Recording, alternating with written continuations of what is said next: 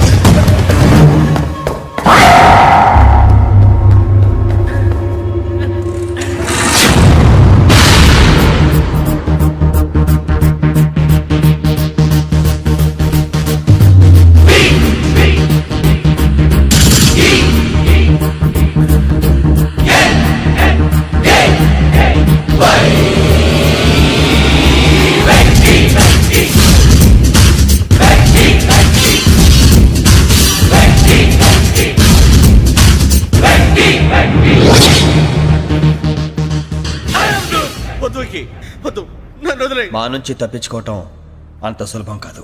నేను పరిగెత్తి అలసిపోయాను. ఏం కావాలి? నీ ప్రాణం అక్కర్లేదు, నీ ఆస్తి అవసరం లేదు. ఏదో అవసరానికి 2000 అప్పుడైతే చంపేపోతారని జీవాజీ. ఆయన అప్పు తీసుకున్న తప్పించుకుని తిరగాలి కానీ ఆపేసి మీకు అక్కడ పెట్టండి. కొత్త అప్పు ఇవ్వకూడదని. ఇదిగో వెంకీ, కావాలంటే నీకు ఇచ్చిన పాత బాకీ మర్చిపోతాను, నన్ను వదిలే. మీరు మమ్మల్ని వదలనా? మేము మిమ్మల్ని వదలలేమండి. మీ దగ్గర అప్పు తీసుకున్న నిజం మమ్మల్ని నీలా వెంటాడు. అందుకు నన్ను వెంటాడుతున్నారా? నన్ను అంతగా అయిపోలేదు. ఉండి లేదంటే మొత్తం లేకుండా పోతారు. ఇప్పుడు మీకు ఇస్తే జరిగేది అదే.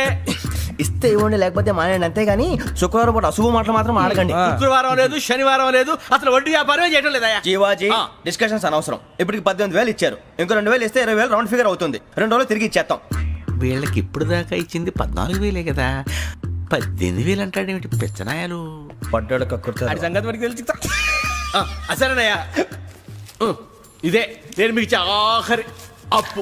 మీరిచ్చిన ప్రతిసారి ఇలాగే అంటారు. తిని వచ్చిందని తగలేయకుండా ఊరికే వచ్చింది ఏంటి? అబ్బాయి ఏం లేదండి. జాగ్రత్తగా ఉపయోగించి పైకి రావాలయ్యా. సరే, ఈ 2,000తో 20,000 సంపాదిస్తారు. అదే కూర్చొని ఆలోచిస్తాం. ఆ జీవగాడు ఎప్పటికైనా జీవితంలో పైకి రావాలంటాడు. రోజు ఇంత పైకి వస్తాం తెల్లడికి. రే, మనం దొరికిన వాళ్ళ దగ్గర అప్పు చేసి తాగెత్తనం. ఇలా ఎన్నాళ్ళు పిచ్చేవాళ్ళు ఉన్నన్నాళ్ళు తెలిసిన వాళ్ళందరూ అయిపోయారు, ఇంకెవరు మిగిలారా?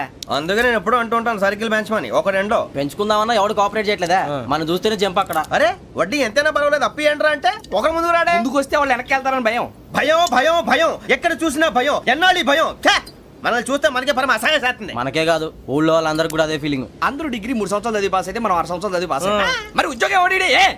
ఉద్యోగాలు ఇవ్వక, అప్పులు ఇవ్వక, తాగేది ఎలాగా, బతికేది ఎలాగా? అరే మనం మాత్రం మనుషులం కాదా? మనకి కోరికలు ఉండవా? ఇప్పుడు మనం ఆలోచించాల్సింది అది కాదు, రేపటికి ఎవరిని చంపాలి. కాలనీలో ఎవరు సార్?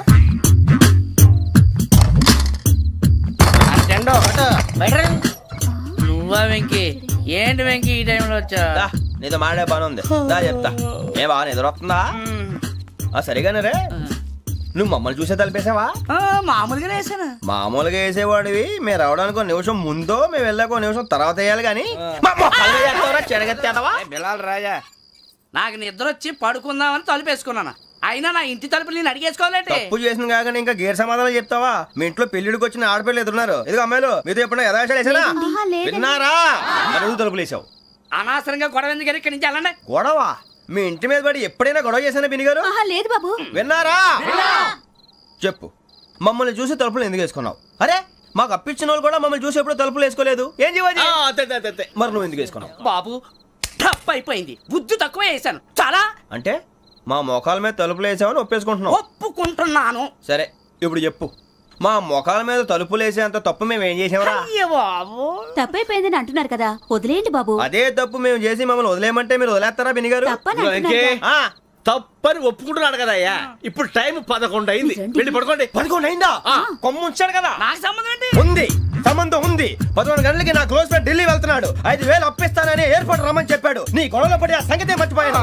ఇప్పుడు నాకు జరిగిన నష్టానికి భర్తీ ఎవరు చేస్తారు? మీరా మీరా మీరా? ఎవడు పడితే ఎందుకు చేస్తాడా భర్తీ? మళ్ళీ వాడి నువ్వు తప్పు ఎవడు చేసినా వాడు చేస్తాడు. దానికి కారణం ఈ 10 మనిషే కదా. వాడే చేస్తాడు.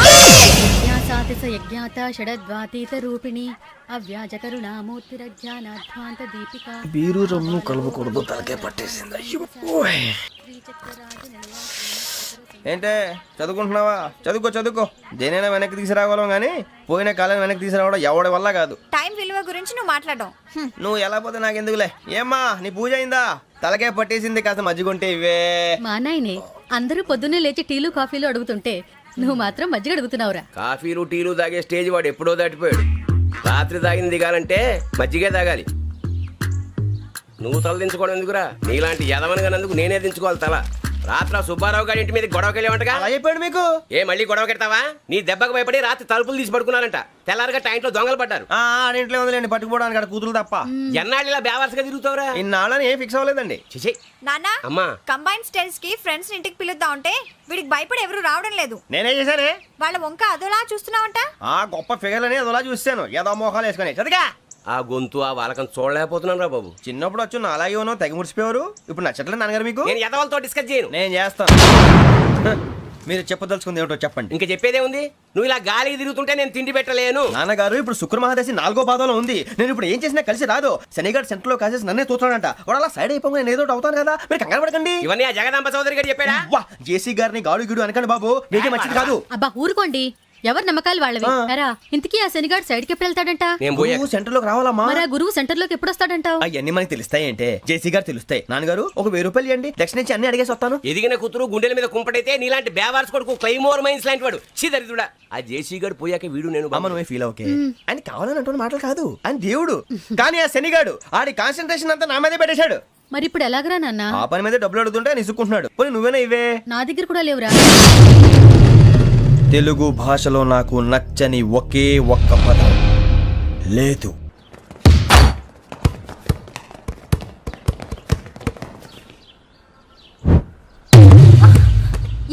అరే సోరే బాల్ తీసుకురారా. సారీ ఏదో బాలి బాస్కెట్ బాల్ మాలాంటి ఆడాలి. మీలాంటి మాసన కొడుకులు ఆడితే ఇలాగే ఉంటది. ఇలాగే ఇలాగే ఇలాగే ఉంటది. అమ్మాయిల ముందు ఫోర్స్ కొడతావా? ఆహా అయితే నిన్ను కొడతా.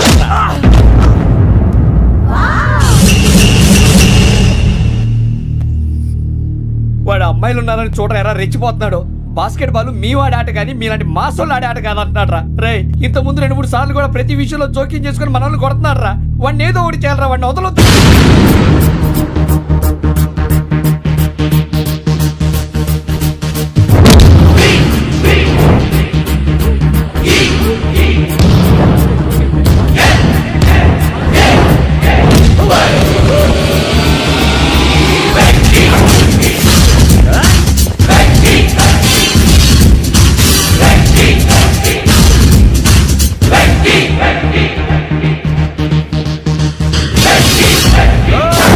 ఆడపిల్లలంటే ఎవరికైనా దెబ్బ తగిలితే అయ్యో అంటారు, మీకేమో ఎవరైనా కొడితే కామెడీ.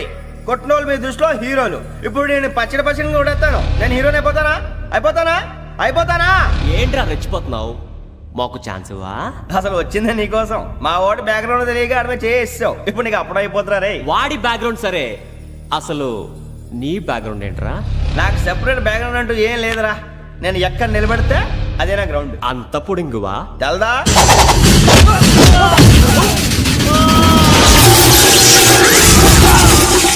ఎవ్వా మన మామిడి కొట్టినప్పుడు వావ్ అన్నారు, ఇలాగే ఉంటుంది.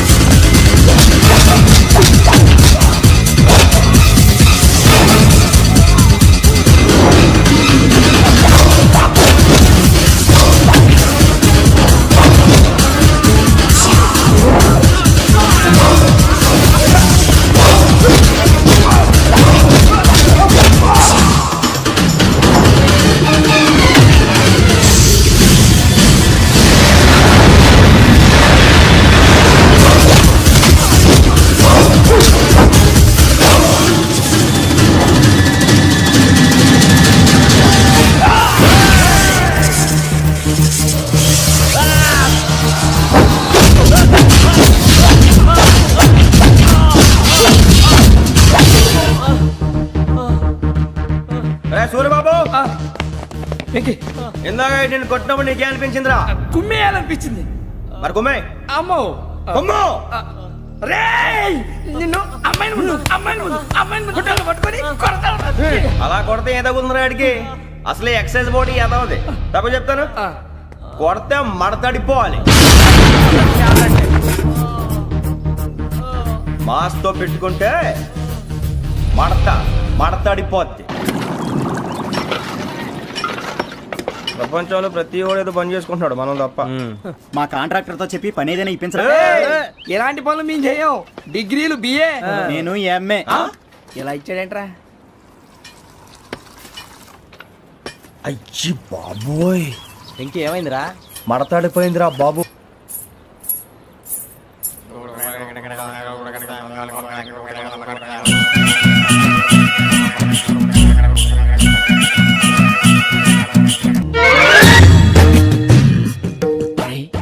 కళ్ళు మూసుకునే ఉన్నాడు, కొంపదీసి నిద్రపోతున్నాడేంటి?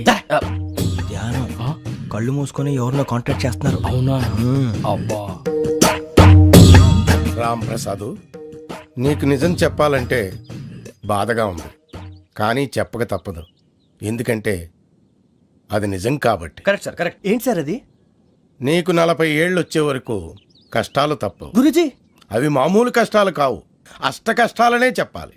ఉదాహరణకు అవి ఎలా ఉంటాయంటే, దొరక్క నీకు ఫుడ్ దొరికితే అది నీ నోటికందే లోగా నీ కాలో నీ చెయ్యో తగిలే మట్టిపాలైపోతుంది.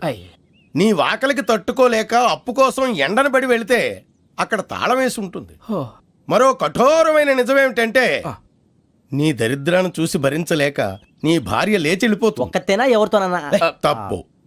అతని దురదృష్టాన్ని చూసి ఎగతాళి చేయకు రమణ. Sorry sir. ఇదయ్యా రాంప్రసాద్, నువ్వు ఈ 40 ఏళ్ళు ఈ నరకాన్ని అనుభవించక తప్పదు. 40 ఏళ్ళ తర్వాత అలవాటైపోతుంది. ఇక నువ్వు వెళ్ళొచ్చు. ఏమో వెంకటేశ్వరరావు, కులాసైనా రమ్మన్నారట. నీకు శుభవార్త చెబుదామని పిలిపించాను. ఏంటి గురుజీ? నీకు శుక్రమహాదశ ప్రారంభం అవబోతుంది. అంటే సరిగా సెట్ అయిపోయినట్టేనా? ఆల్మోస్ట్ అయిపోయినట్టే. మీరంతా టోపీలు పెట్టుకునే ఉద్యోగాలు కూడా చేసుకుంటారు. ఇప్పటిదాకా మేమందరికీ టోపీలు పెట్టాం కానీ మాకు మేమే టోపీలు పెట్టుకుంటాం ఎప్పుడు అనుకోలేదు గురుజీ. అదే విధి. మరి ఇప్పుడు బిల్ల బంటోతు నుంచి బీట్ కానిస్టేబుల్ వరకు అందరికి నెత్తిమి టోపీలు ఉంటాయి. అందులో ఏ ఉద్యోగం? ఎస్ఐ గారు కూడా టోపీ పెట్టుకుంటారు తెలదా? ఏది మన చదువులకు ఎస్ఐ ఉద్యోగాలు ఇస్తారేంటి? గ్రహాలు శాసిస్తున్నప్పుడు చదువులతో పని లేదు. ఏబిసిడీలు చదివినా చాలు మీ జీవితాలు విచిత్రమైన మలుపులు తిరుగుతాయి. మీకు విపరీతమైన ఫాలోయింగ్ వచ్చేస్తుంది. మీరు చాలా ఫేమస్ అయిపోతారు. వింటానికి చాలా బాగుంది. ఇప్పుడు మమ్మల్ని ఏం చేయమంటారు గురుజీ? ఏమీ చెయ్యదు, వెయిట్ చేయండి. కాలం కలిసి వస్తే అదృష్టమే మిమ్మల్ని గేలం వేసి పట్టుకుంటుంది. అంతవరకు వెయిట్ చేయండి. వెయిట్ చేసి కొంచెం వెయిట్ కూడా పెరిగింది. అయినా పర్వాలేదు, వెయిట్ చేస్తాం. అందాక ఏ అప్పు సపోర్ట్ చేసుకుని తాగుతాం, బ్రతుకుతాం అన్నట్టు. అప్పు అంటే గుర్తొచ్చింది, అప్పు మీద మీ అభిప్రాయం ఏంటి గురుజీ? ఏంటరా ఇంత నుంచి మీకు ఎదుగుతున్నాను రా. ఇక్కడేం చేస్తున్నారు? ఏ మన టైం బాగుందిరా. ఎవడన్నా అప్పిస్తున్నాడా ఏంటి? కాదురా, ఉద్యోగాలు ఇస్తారమ్మన్నాడు. గురూజీ చూసారా, చౌదరిగా చెప్పింది నిజమే. మరి శుక్రమాదేశ్ మొదలైంది. ఇంతకీ ఎవరా మహానుభావుడు? నమస్కారం. అయినా నేను చెప్పింది. ఆహా, సాక్షాత్ ఎంప్లాయ్మెంట్ ఎక్స్చేంజ్ నడుచుకుంటూ వస్తున్నట్టు ఉంది. పదండి పట్టేద్దాం. నమస్కారం సార్. నమస్తే. వీలే సార్ మా ఫ్రెండ్స్. నమస్తే. నేను చెప్పానుగా, భగవాన్ గారు. ఆహా, పేరులోనే దేవుడు ఉన్నాడు. లోపల కూడా పాజిటివ్ థింకింగ్ ఎక్కువ. ఇంతకీ మీరు ఇండియానా చైనీసా? India sir. మా ఫేస్ చూస్తారు అనిపించలేదు మీకు? భలే కామెడీ ఫీల్ ఉన్నాడు. నేను అడిగేది ఇండియన్ రెస్టారెంటా చైనీస్ రెస్టారెంటా అని. నేనేది ఓపెన్ గా డిస్కస్ చేయను కదా. పేరు చూసి స్కూల్లో డిస్కషన్ పెడతాడు అనుకుంటే వీటేంట్రా హోటల్ అంటున్నాడు. బాబు ఎట్ ఫీల్ అవుతున్నాడు. అంతా మీ ఇష్టం ఉంటున్నారు సార్. ఫస్ట్ చైనీస్ రెస్టారెంట్ కి వెళ్దాం. నెక్స్ట్ అక్కడ డిసైడ్ చేద్దాం. చాలా ఇబ్బంది పడుతున్నట్టున్నారు. నువ్వు చేత్తో తినే బాబు. నేను జనరల్ గా చైనీసే ప్రిఫర్ చేస్తాను. ఫ్యాట్ కంటెంట్ తక్కువ ఉంటది కదా. రేపు నుంచి మేము కూడా ఇదే ఫాలో అవుతాం. ఎంతకీ మీకు స్టీల్ ప్లాంటా, షిప్ యార్డా, ఏషియాడా, జింక, బంకా? హెచ్పిసిఎల్. ఇవన్నీ దేనికి సార్? దేనికేంటి? ఉద్యోగం చేయడానికి. మీకు ఎందులో కావాలో చెప్పండి. నేను అమలపోతున్నారా? ఏంటయ్యా డిస్కషన్స్? మాకు నీ ఛాయిస్లు ఉంటాయి అనుకోలేదు. మీరు సడన్ గా జింకు బంకు అంటే సింక్ అవడానికి కొంచెం టైం పట్టింది. అదే అదే జేసీ గారు టోపీలు పెట్టుకుని ఉద్యోగం అన్నారుగా. వీటిలో టోపులు పెట్టుకునే జాబ్లు ఎక్కడ ఉన్నాయండి? అన్నిటిలోనే ఉంటాయి, వాటిలో కూడా ఉంటాయి. వాచ్మెన్ ఉద్యోగం కావాలా? ఇంతకీ మీరు అనే జాబ్ లేండి సార్? నేను చెప్పేది టోపులు పెట్టుకునే ఉద్యోగం కాదు, టైల్ కట్టుకునే ఉద్యోగం. అది టైల్ కట్టుకోవటం మాకు రాదు. వాళ్ళు కడతారులే. ఇంతకీ మీకు జిఎం కావాలా కావాలనా ఏజిఎం కావాలనా అట్లా పిలుస్తున్నాడు చూడు బాబు. జిఎం అడిగితే ఎలా ఉంటుందంట? ఏజీఎం అంటే వింటానికి కొంచెం పెద్దదిగా ఉంది. ఏజీఎం ఇప్పించండి సార్. అనుకున్నాను నువ్వు ఇది అడుగుతావని. జిఎం అంటే జనరల్ మేనేజర్, ఏజిఎం అంటే అసిస్టెంట్ జనరల్ మేనేజర్. తూచండి, మాకు జిఎంఏ కావాలి సార్. అది సరే కానీ భగవాన్ జీ, ఈ ఉద్యోగాలకి టోపులు పెట్టుకుని వెళ్ళొచ్చా? నీ ఇష్టం వచ్చినట్టు వెళ్ళొచ్చమ్మా. అయితే నాకు జింక్లో నాకు స్టీల్ ప్లేట్ నాకు బంకులో గానీ. కన్ఫ్యూజ్ చేయగానే ఆయన్ని అందరికీ ఒక చోట ఇప్పించండి సార్, కలిసి పని చేసుకుంటాం. జీతం ఎంతండి? 30,000 అంటే 40,000. వడ్డీ ఎంత? అప్పు కాదయ్యా, నీకు ఇచ్చే జీతం. అంటే తిరిగి ఒక్కలేదా? ఫ్రస్ట్రేషన్ లో ఉన్నట్టున్నాడు. అవునండి. నువ్వు ఇచ్చిన వాళ్ళు తీసుకోరు. మాకు అవసరం కూడా అదే. అంతేకాదు ప్రతి నెల గ్రాట్యుటీ, పిఎఫ్, సిఎఫ్. బియ్యం కూడా సార్? ఏ నువ్వు యాక్ట్ చేస్తావా? భగవాన్ జీ, మీరు ఇదంతా ఎందుకు చేస్తున్నారు? ఊరికే మాత్రం కాదు, నేను మంచోడని చెప్పి నా కారు పెట్రోల్ లేకుండా వెళ్తుందా? వెళ్దాం. నేను ఇచ్చుకోవాల్సినవి ఉంటాయి కదా. కదా. ఇలా చూడు, అందుకని ఉద్యోగానికి వాళ్ళ ఆకారం తీసుకుంటా. మా గెటబుల్ చూసి మీరు అపార్థం చేసుకుంటున్నారు. మాకంత పొజిషన్ లేదండి బాబు. ఓ నలుగురు కలిసి ఉద్యోగం చేసుకోవచ్చా? మీ దరిద్రం నాకు అర్థమైంది. థ్యాంక్స్. మీ నలుగురు కలిసి ఓ 1,00,000 రూపాయలు ఇవ్వండి చాలు. నేను